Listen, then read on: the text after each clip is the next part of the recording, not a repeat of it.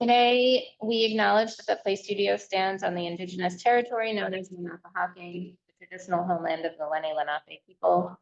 We would like to take a moment to reflect on the role of the Lenape as the past, present, and future stewards of the land, and the role of all of us to join in that tradition of respect and caring for the land and each other. I would like to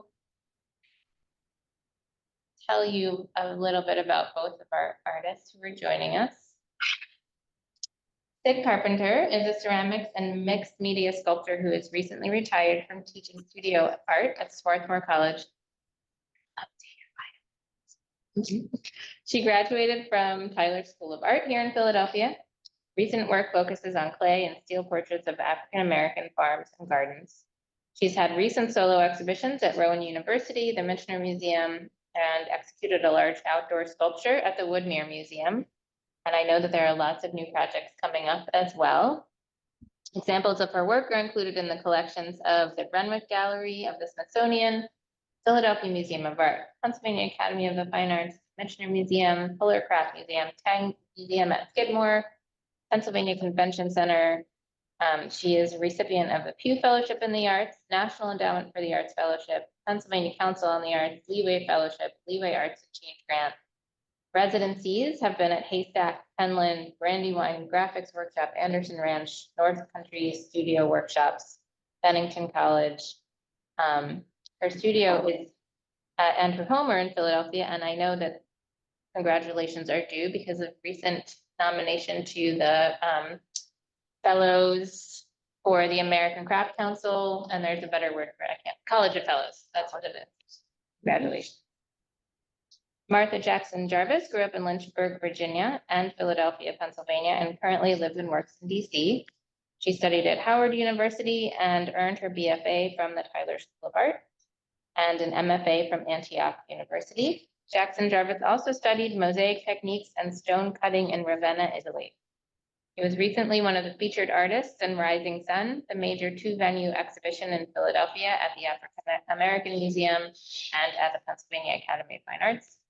Martha Jackson Jarvis's sculptures have been exhibited in solo and group exhibitions in galleries and museums throughout the United States and abroad, including the Corcoran, the Studio Museum of Harlem, Snug Harbor Cultural Center, Southeastern Center for Contemporary Art, Anacostia Museum in DC, and the Tretyakov Gallery in Moscow. Her numerous awards include a Creative Capital Grant, Virginia Group Fellowship, and National Endowment for the Arts Fellowship, Penny McCall Foundation, and the Lila Wallace Arts International Travel Grant.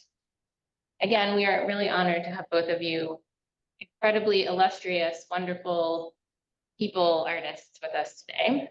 So I'm going to start by asking the question I ask of all of our guests, which is, how and why did you make the brave decision to make your life in art?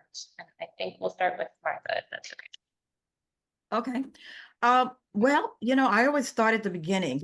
I feel like my first residency as an artist was a stint that I stayed with my grandparents when I was a young child in rural Virginia, with the foothills of the Blue Ridge Mountains.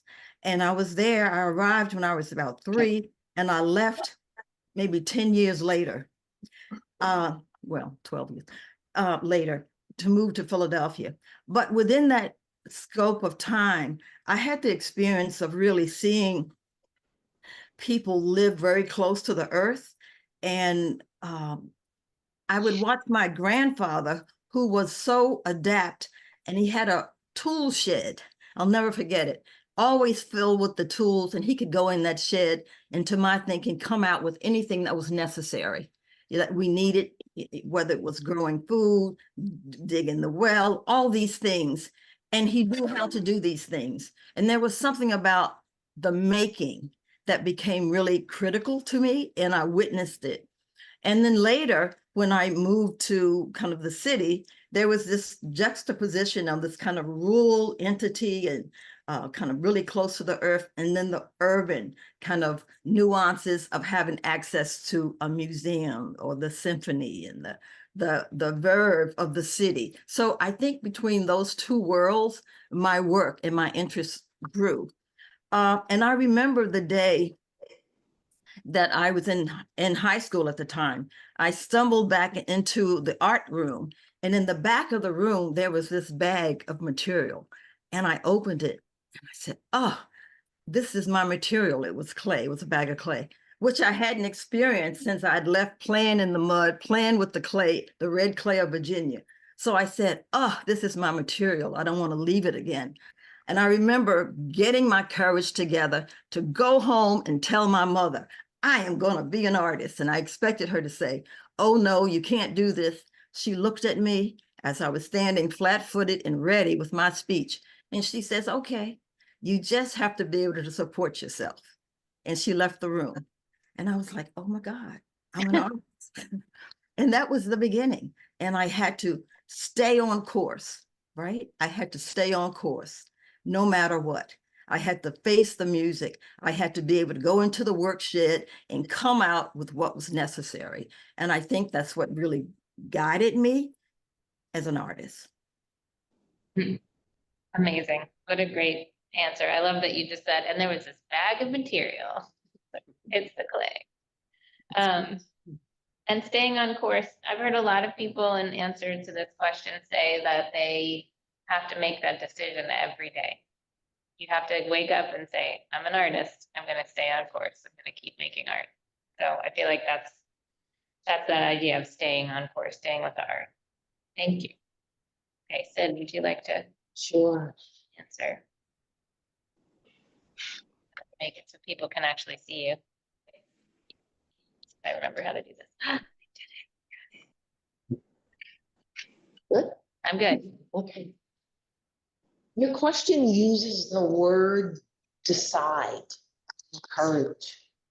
And my response to that is that being an artist is not a decision.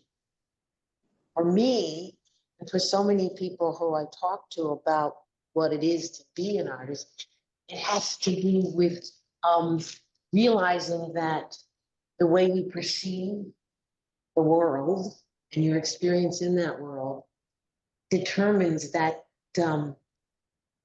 that place, that special place that allows you to be an artist. It's already there. And so it's one of those things that is cultivated or encouraged. So when I'm listening to Martha speak about her decision to be an artist, she was already there. She was an artist from the beginning. So she got this confirmation from her mother, but I don't think we decided. It's a part of our makeup, and it's the way that we are here on the earth perceiving that experience. So for me, I was always the odd person out in terms of how I reacted to things, what I wanted to do, what I noticed, because I always think that, you as an artist, you notice things in ways that other artists or other people do not. So here I am as a child, and I'm completely interested in making things and looking at things and lingering around things that most folks didn't notice.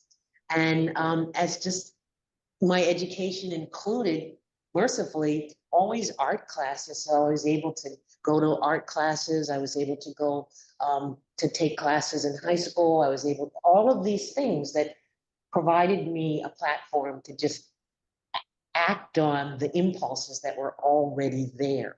So practically speaking, when I was in high school, I majored in art, no issues there.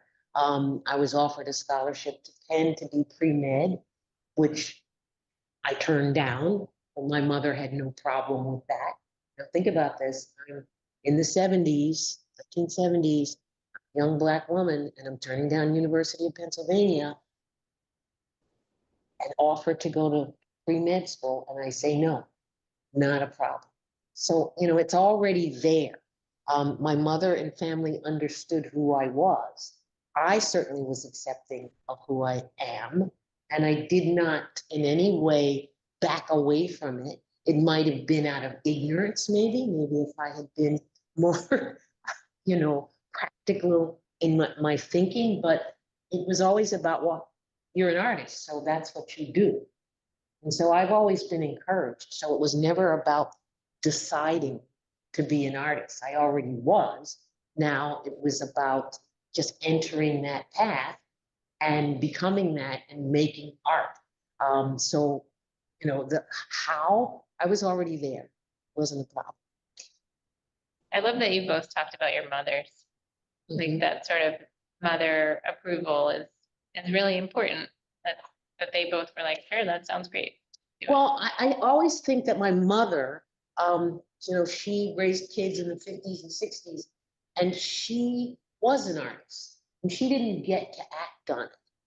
She didn't get to be that artist that I knew she was. I knew she was an artist because she gardened, she dressed beautifully. All of our spaces that we lived in, she would always decorate it. She taught me how to draw. She encouraged it. So, you know, for her, and I still do work. A lot of my work now deals with my mother, a series that I call Mother Pins. And in that work, I'm paying homage to her, who I knew was an artist, who didn't get to act on it, but did it in all the ways that she could as a mother. I have to, that's a good point, segue. I have to say with my mother as well, and then I won't linger there. She was an artist as well. She was very creative. She was a master seamstress and she made the most magnificent clothing. So my sister and I would be in the woods in magical pinafores, and we would always be dressed with these beautiful clothing that she would make in Philadelphia and send to us in the country.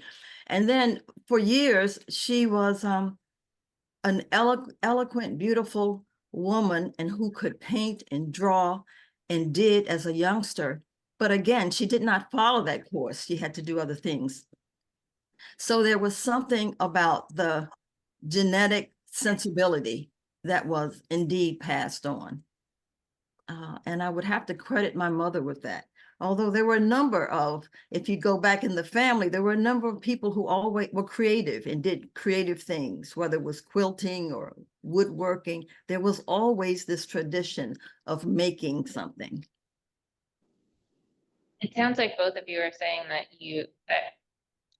the fact that your mothers were, as you're both saying, artists, but chose not to or were not able to follow that path, you feel a sense of wanting to, you know, make sure that you fulfilled that dream because she wasn't able to.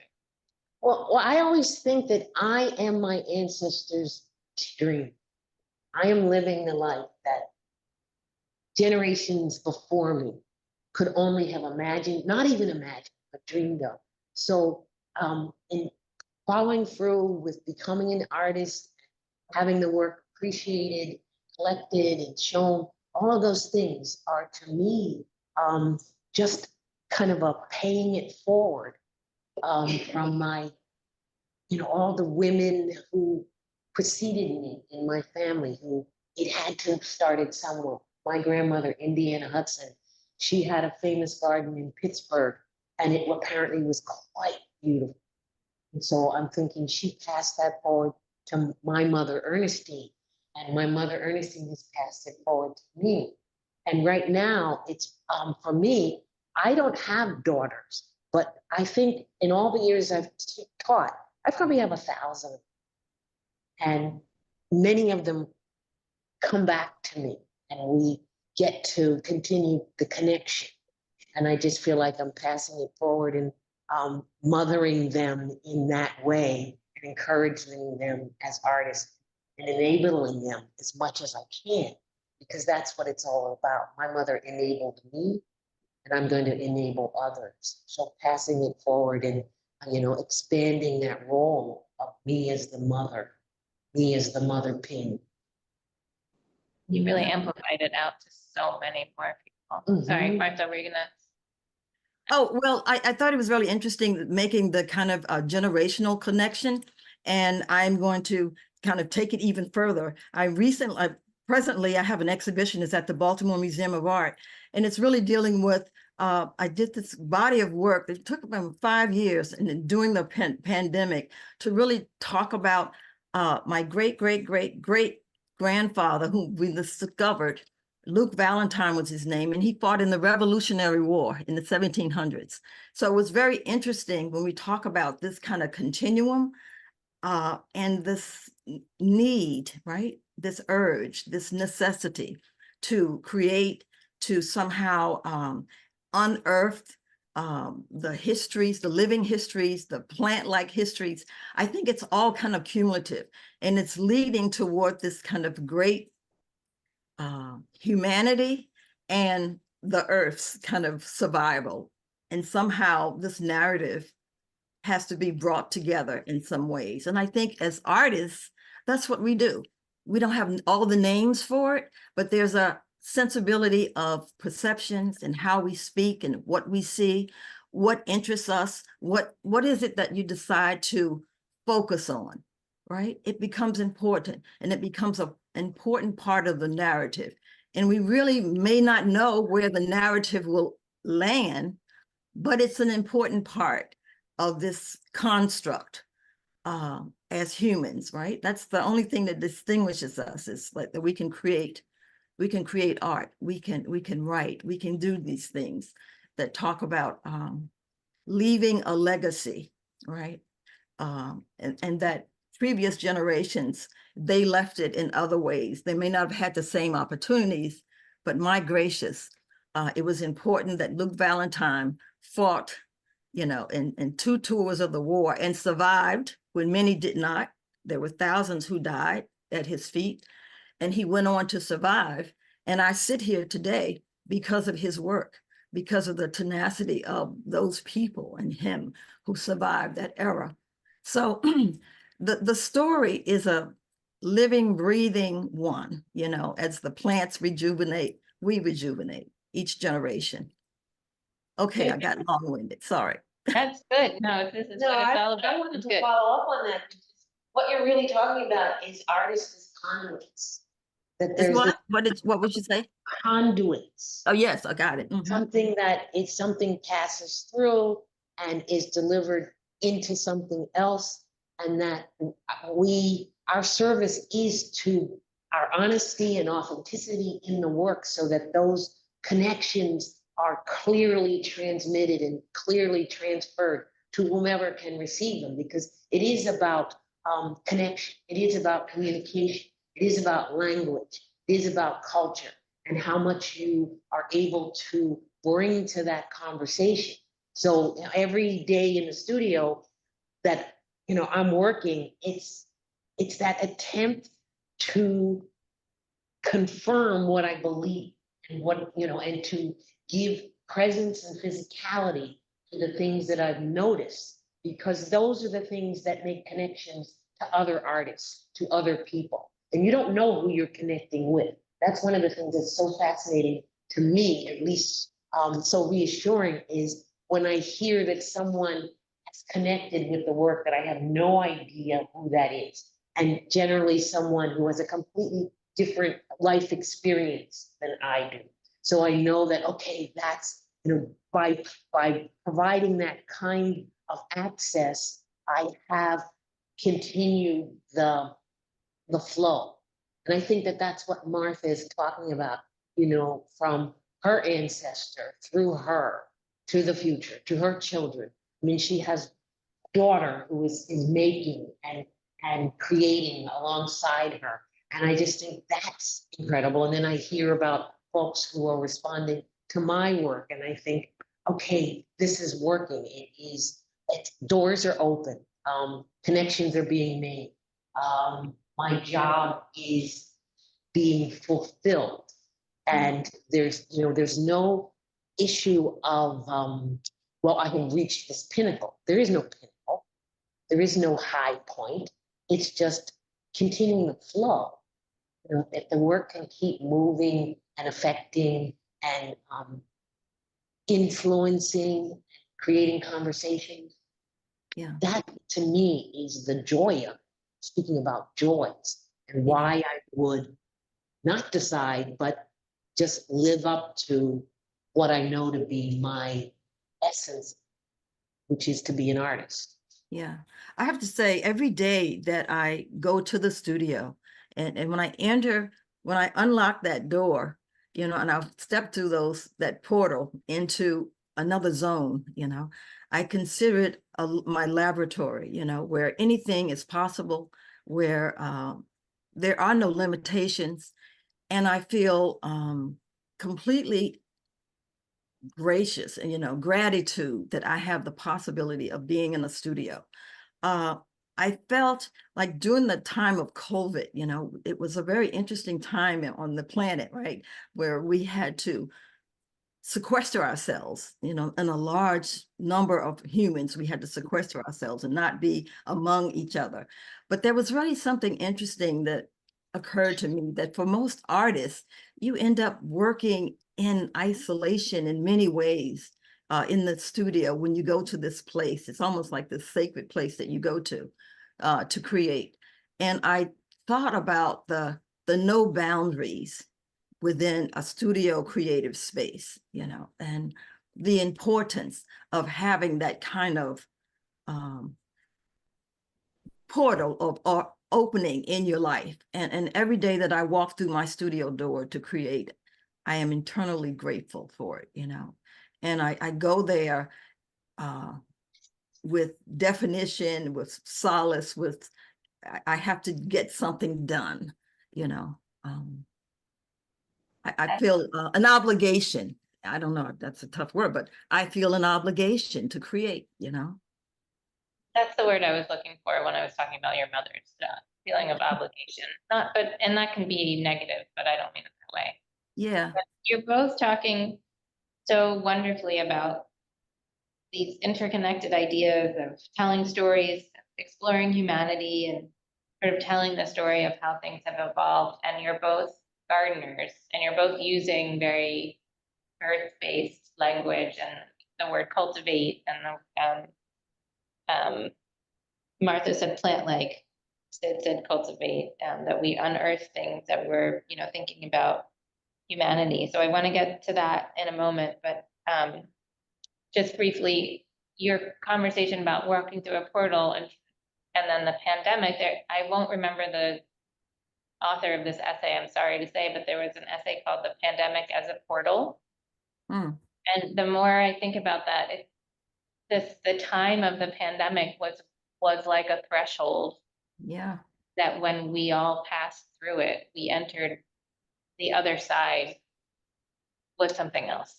You know, we went from one space through the pandemic to another space, which I feel like is tied to what you're both talking about as well. Yeah. And there were millions who did not make the transition through that portal. They didn't make it through Right. that portal, you know? So those of us who did, there's an extraordinary, Responsibility. there we go. That's the word. Responsibility, you know, to acknowledge it, you know. So every day that I work, I see that I'm not just working for myself. And any number of artists whom I can name who did not make it through, but I made it through. My family made it through. And I'm obligated to stay on course for as long as I can. And that ties back to what you were both saying about your ancestors being the dream of your ancestors, how feeling the connection to the past, to the rest of humanity, to our earth is what grounds us. Sorry to use the word ground when I'm talking about earth, but it does have that sense of purpose, which is what allows us to kind of wake up every day and keep moving. Yeah. So you were talking about, you know, the progression and the storytelling, and I guess I'd like if you could both kind of pick up the story of your lives as artists after college and how you both engaged in different ways with the clay studio. You know, Martha was a resident, and I know Sid was in the milieu, and you could talk about where your studio was. So maybe Martha, can you start off by talking a little bit about your experience at the clay studio in those early days? Yes, yes. It was, again, extraordinary to find the clay studio, to land there, because I was at Howard University to do my first stint of studying. You know, there I met artists from all over, from the world who were there, and serious people who were artists. They had a ceramics department. I worked in clay. However, it was, the more I worked, the more I saw some of the limitations there with the equipment and that sort of thing. So I transferred to Tyler School of Art because I was really struck with, I mean, they had a car kiln, you'd roll it out on the wheels, and that was all, Rudy Stoffel was there, all this wonderful stuff. So there, and I spent the time at Tyler, graduated, wonderful. And then you realize, I don't have a kiln. I don't have a studio. I don't have it, right? I didn't do the kitchen table kind of work that you could just do anywhere. You needed a studio. So in the universe, there became the clay studio.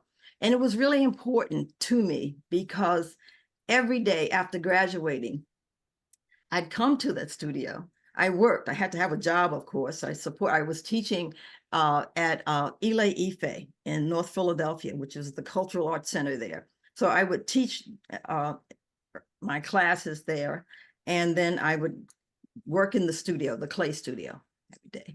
And it was really important. First of all, there were like-minded artists there, and of course, pooling resources to have, first of all, the site itself, a studio space, raw space, industrial space, and then to have access to kilns and materials and that sort of clay making. That was extraordinary. So for me, it just laid the groundwork. I really feel like that was my graduate work. When I joined the clay studio, that was really my graduate work. When I got finished that BFA there at Tyler, I worked there maybe, I'm going to say 2 years, maybe. I'm going to say that.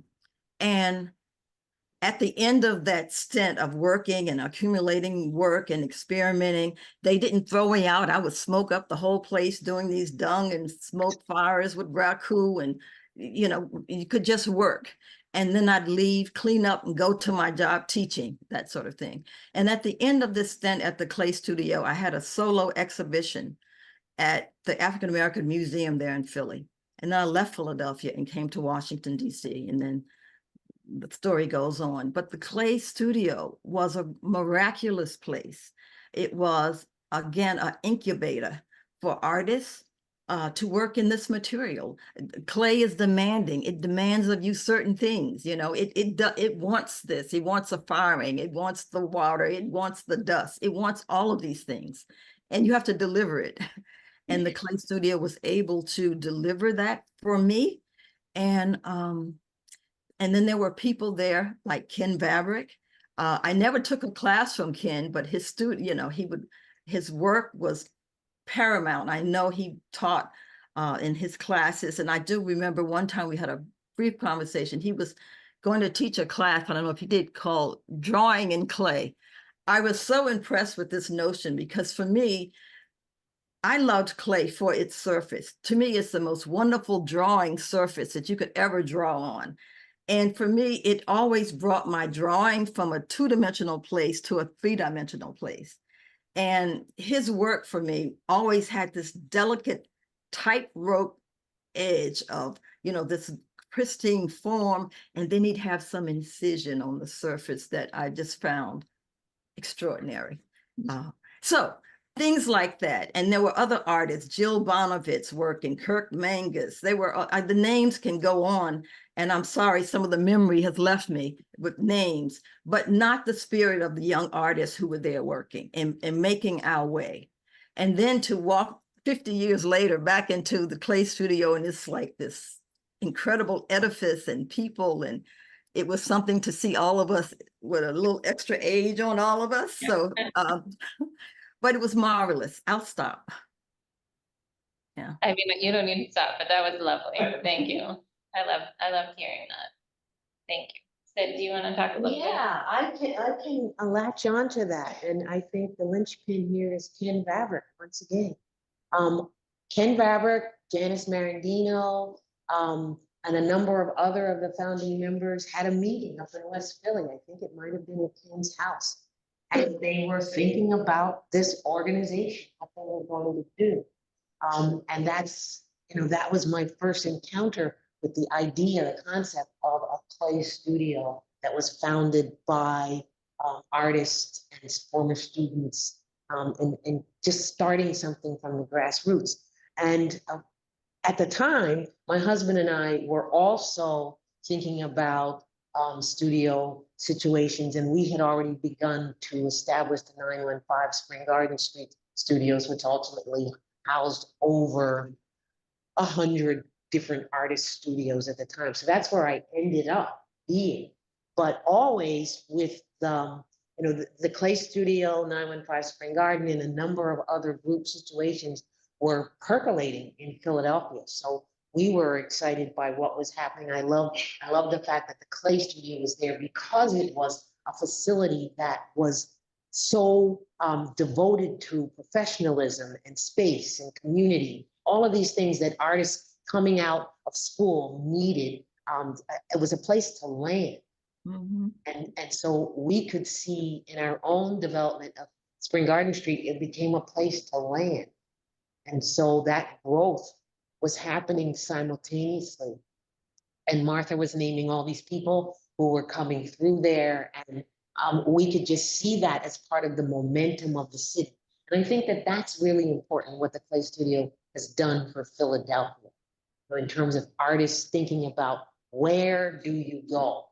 What's the place? What's the ideal situation where you're going to be able to make your work and be supported and be a part of a conversation, a major conversation around art making, craft, all of those things, teaching, community, all of these things that create vitality in a community. So I think that the Clay Studio, in terms of art, has situated itself and become one of the major heartbeats of the city. And so I want to congratulate you and your staff on creating this kind of notoriety and sanctuary for artists who come from all over the world. So I am still so grateful to have been able to, once I was on the advisory board, but more often than not, it's been about being able to show work, to bring my students here so that they can see exemplary bodies of work.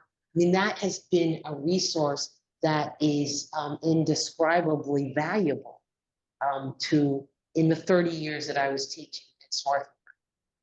Just knowing that this is where you go. This is, if you want to see something important and tactile and available to you as a person interested in this material, and see it worked within the whole concept and dialogue of contemporary art, you have to go to the place. You're lucky enough to be in this city where this place is. So that has been my connection. That is, it's been invaluable, and it's on another level now. Yes, It's poised to be even more exactly. just more strategically placed, more vital to an even larger conversation around making culture globally. Yeah. Yeah. And it really exemplifies this kind of continuum that we have been discussing, and the kind of personal continuum, and then to see the continuum of this organization is extraordinary, because as Sid has said, it's poised to go really into the future. It is a futuristic venture, right? And possibilities. I expect to see clay workers a century from now somehow finding connection with this Clay Studio. Now that's, we're artists, so we can all imagine the same thing. Yeah. And it's real, because it touches one's life. It touches one's life in terms of possibilities to create, possibilities to become a part of something. People come in and out. I wasn't there for a long stint, but the building block in my career, the Clay Studio, was integral to it.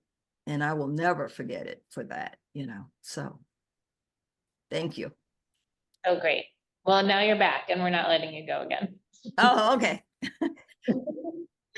That was lovely. Thanks to both of you for those really touching words. It means a lot to us. We work really hard.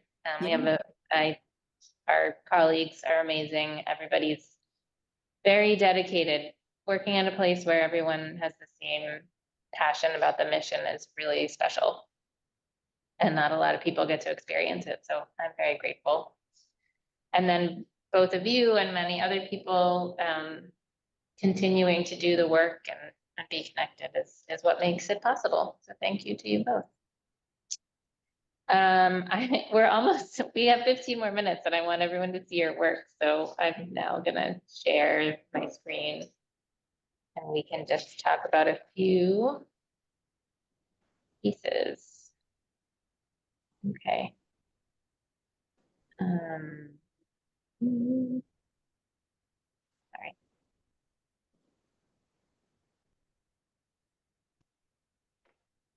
Nope. Oh, that was exciting. Hold on. Oh boy. What's happening? Oh, there we go. We're just gonna do this because I don't want it to be scary. Can everybody see that? Yeah. Yes. I have images of each of the two works that both Martha and Sid have in the show, so I hope that they would be able to talk a bit about each of these, and then I have a couple of other context images. So Martha, do you want to say something about your pangolin pot? Yes, this is very interesting because, again, I have always felt like a time traveler. So this, for me, this was like really traveling back in time. This was a little pangolin hand fabricated pot that I did. Oh my gosh. This one says 19. Oh, it Yeah. doesn't have date. I thought it did. Nope. Yeah, Okay. no. Anyway, at the beginning there, and this was this kind of coil pot, this little pangolin creature. And it's a little creature that I used to dream about. And I started to do research. I'm like, how do I know about a pangolin? It's only like in Southern Africa that this little creature, it's a little scale-like creature and he's bent like here. But there was something about him that was always playful for me, and he's kind of coming up the side. And this piece was brought when I talked about teaching at Ile Ife. Barbara Bullock, who was then running the director of the art department there, she purchased this piece for me. And of course, to sell a piece really, really early in your career was very important. And to sell it to another artist was fantastic. So Barbara Bullock had this little piece in her collection. So I asked her to borrow it. So it was really interesting to be able to go back because I don't have any of these little, these early dated pieces, and it's the little lid lifts off. And again, I was exploring these kind of dung firings. We'd have cow dung, dry it out, and then do the firings, right? Kind of a composite of some of the kind of Japanese raku and then the African dung firings. And it's a tiny little thing, but again, I love the rhythms of the clay. You could see the finger marks, that sort of thing. The primal spirit of it. Robin, do you want to say something? Yes, thank you. It's good to see you both, Sid and Martha.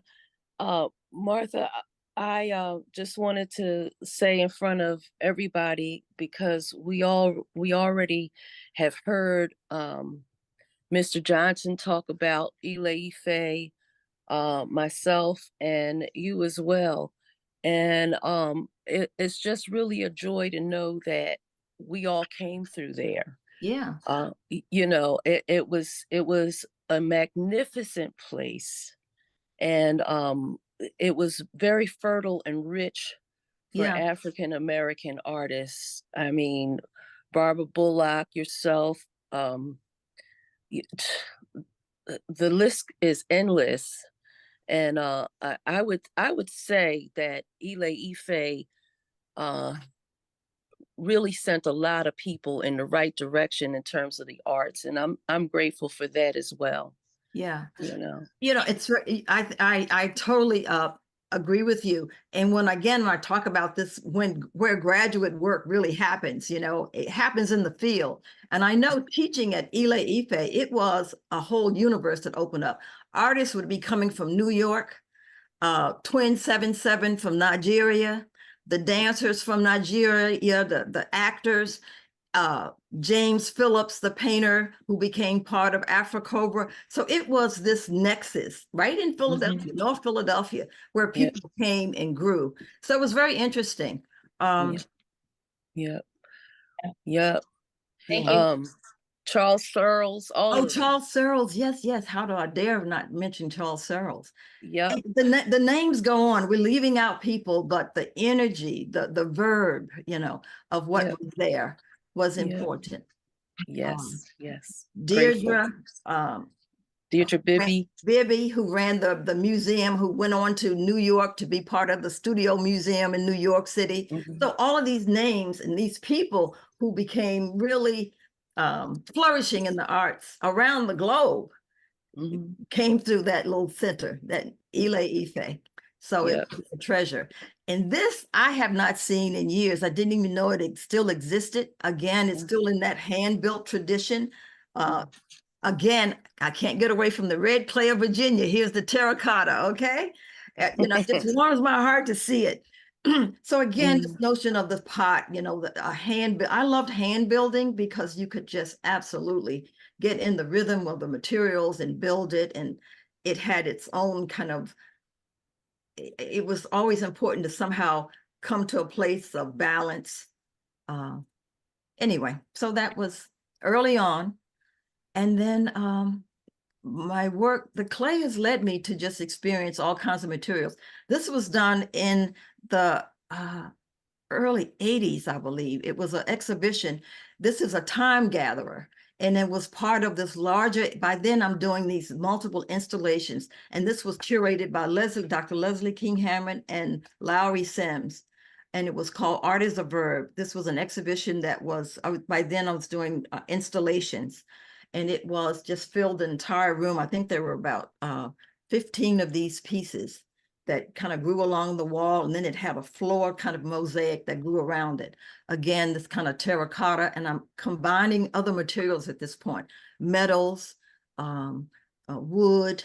We talk about the plants, but I've always been intrigued with the kind of mineral spirits as well, rocks and stones, and this kind of movement toward glass started to happen, and bringing in various materials. At the same time, I was always trying to explore the similarities in these materials. And this is the magic of clay.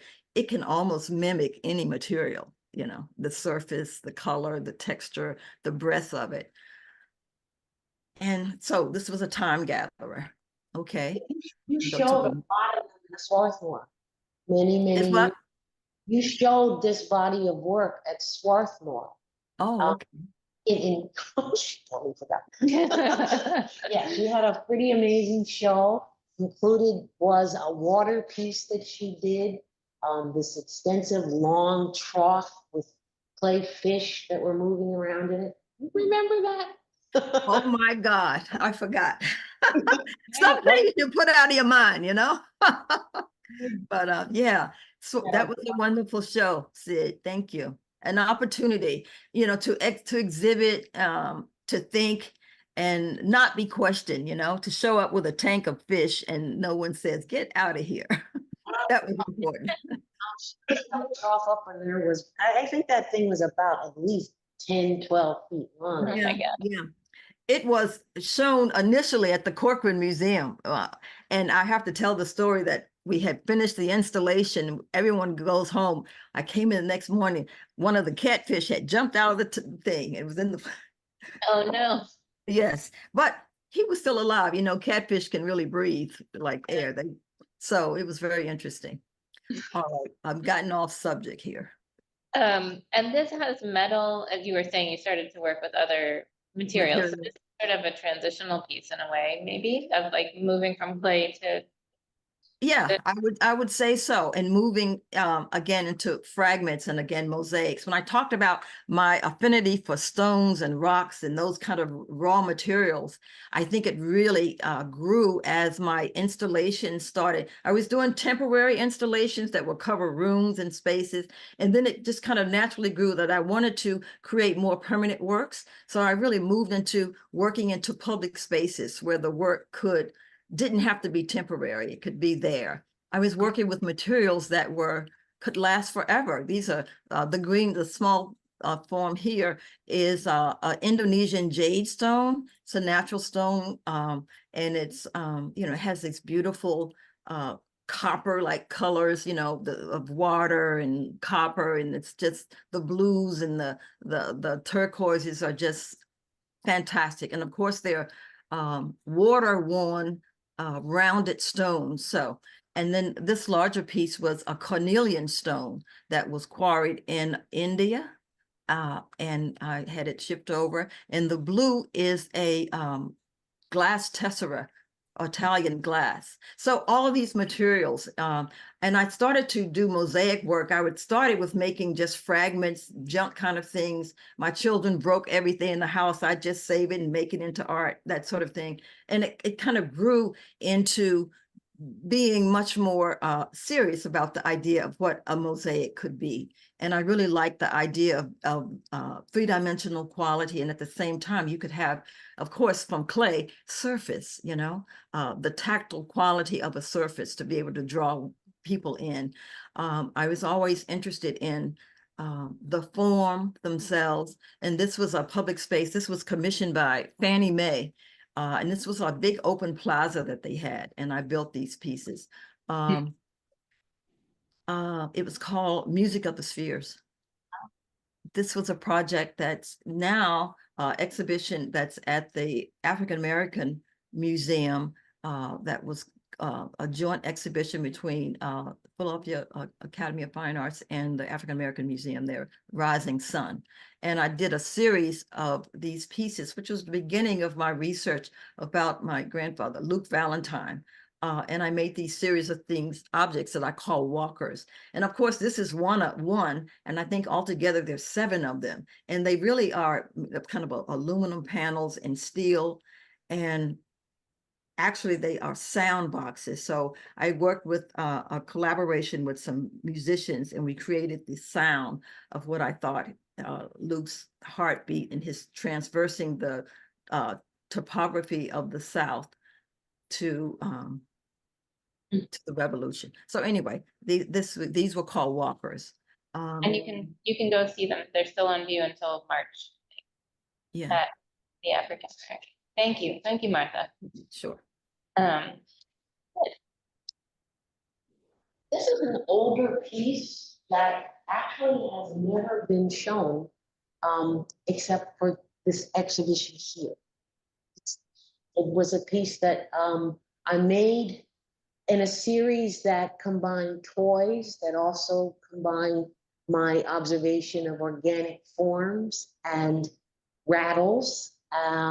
In terms of scale, they were usually, well, you can see the one downstairs, it's probably a little bit more than 4 feet in size. And so there was also this connection to the figure, because there tends to be a head, a torso, a leg, those kinds of things. So I was making a number of pieces that at the time I needed these pieces to have a physicality that connected to my own body scale.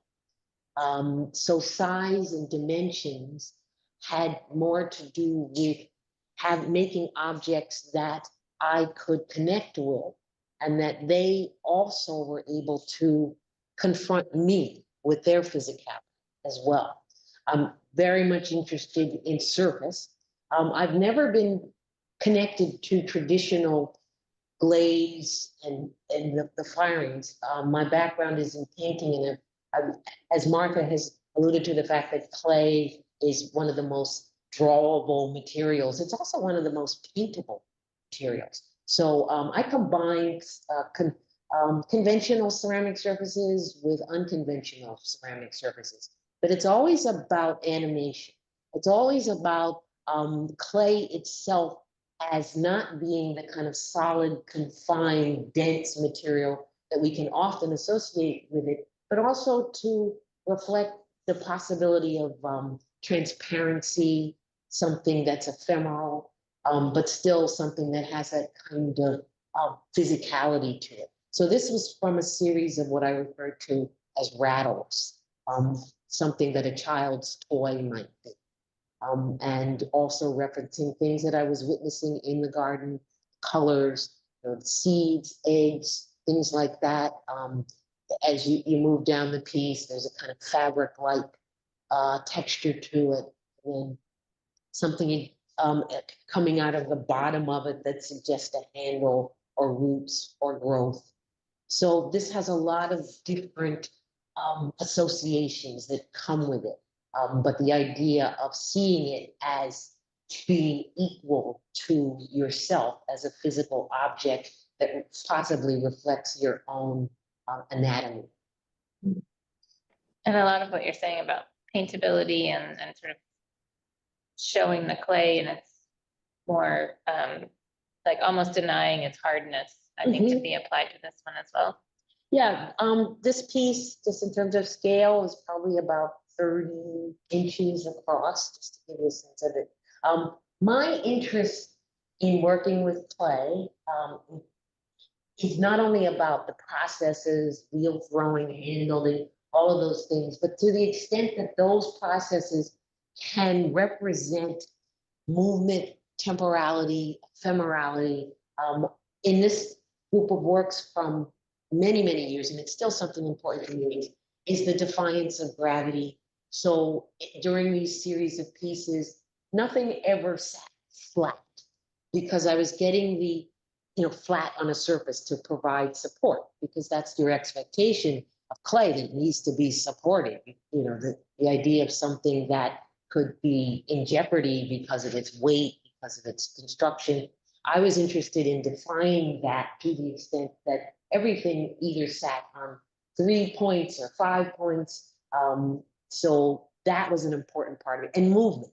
It was important for these pieces to suggest that if you turned away from them and then turned back, they would have changed their configuration. So a sense of animation was always important to this. Also, I should say, at the time I was making this, there was some personal history that was very, very influential. At the time, my brother had experienced a catastrophic injury, which left him paralyzed. He could not move. So everything that I made had to do with making things appear to move and giving the ability to move. So I was using a lot of wheels and things that were effervescent, but there was also confinement. The bottle represents the human figure always in my work, and this one is bound.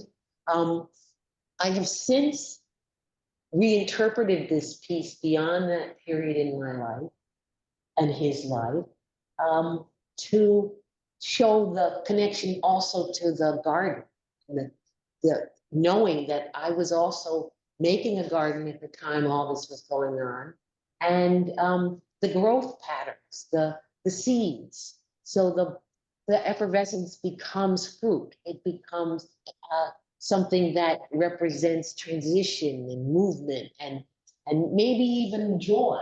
Things bubble, there's a sense of excitement around it. The wheel is always a representation of who's in control, because in our culture, who's at the wheel, what does that mean? Who's in control? Who's directing it? So it has now taken on another reference point beyond tragedy to something that is about hopefulness. It's also impossible to photograph from one direction to really understand the whole thing, which is why I keep going back and forth, because you don't understand.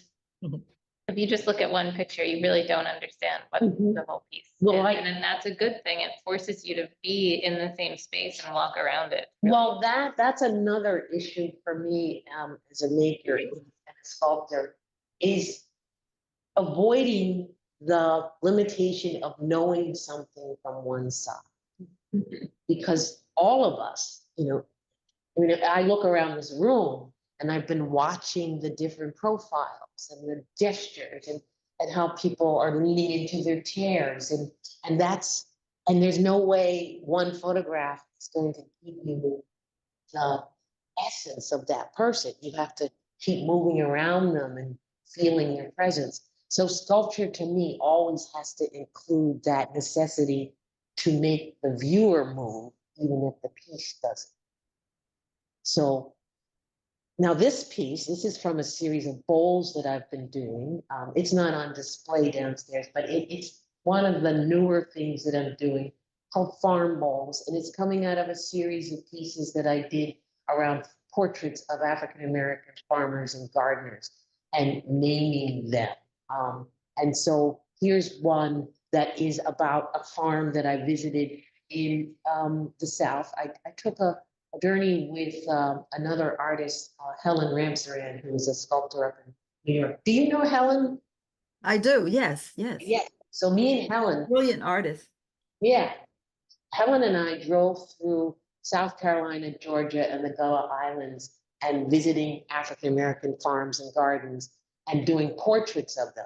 And so I did, this is a third series out of that experience. One was landscapes, the other were freestanding sculptures, and then presently I've been working on the bowls themselves.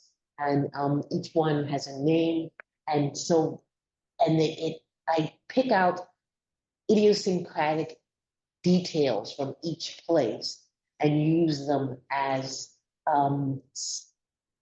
signatures, or at least indicators of this idiosyncratic details of those places.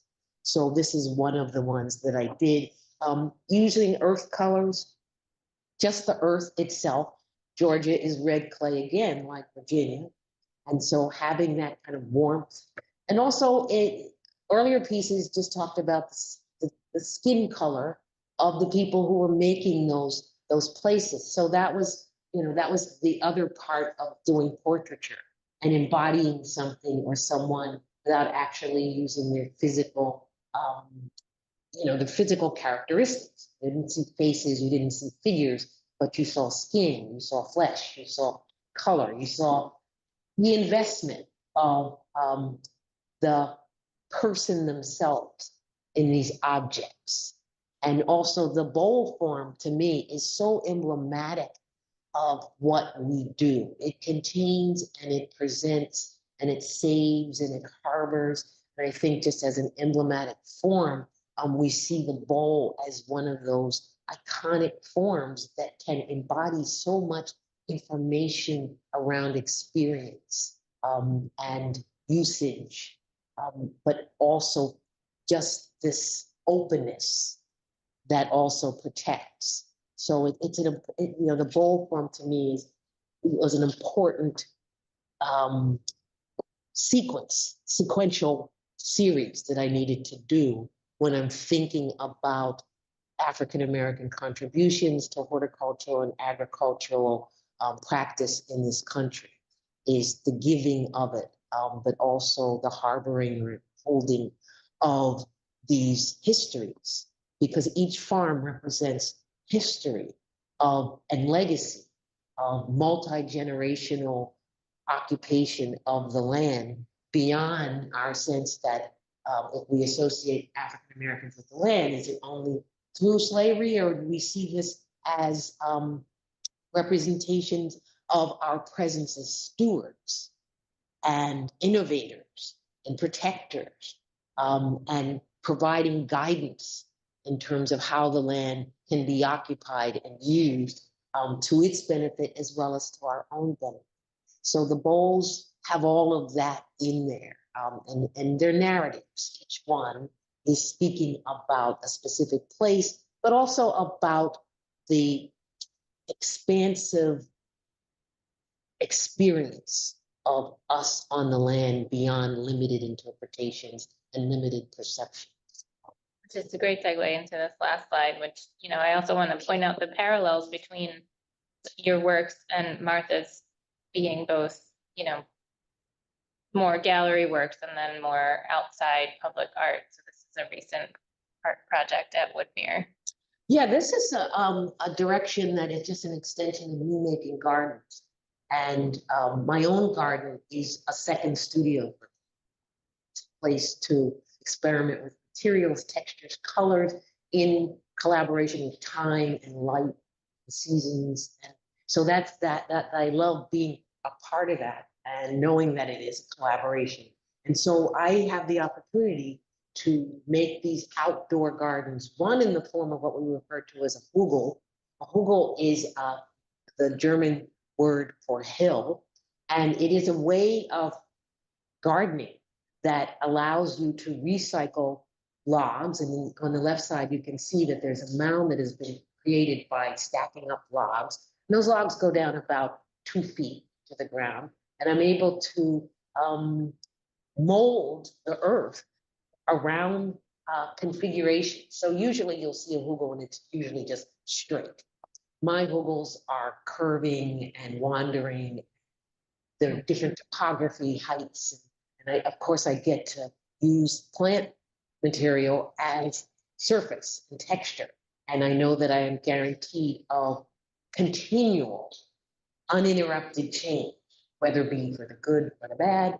The thing keeps changing, and that I'm loving a lot. I've done 2 at the Woodmere, and now my husband and I are working on one up at Ursinus College. The Berman Museum has commissioned us to do 2 more hugels up there, which will allow their students to really get involved in planting it, let it evolve. We establish the footprint and the forms, and then we'll see what the animals and the plants do with the actual sculpture.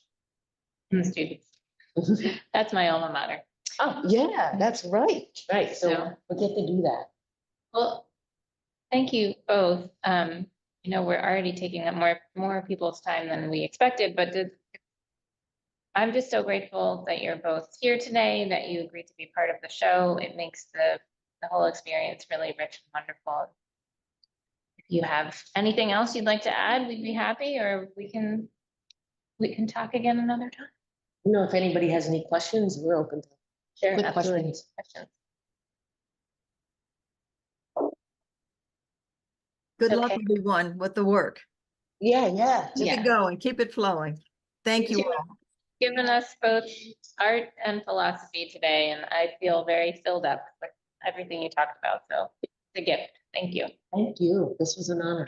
Yes, my. Thank Take you, care. everybody. Bye.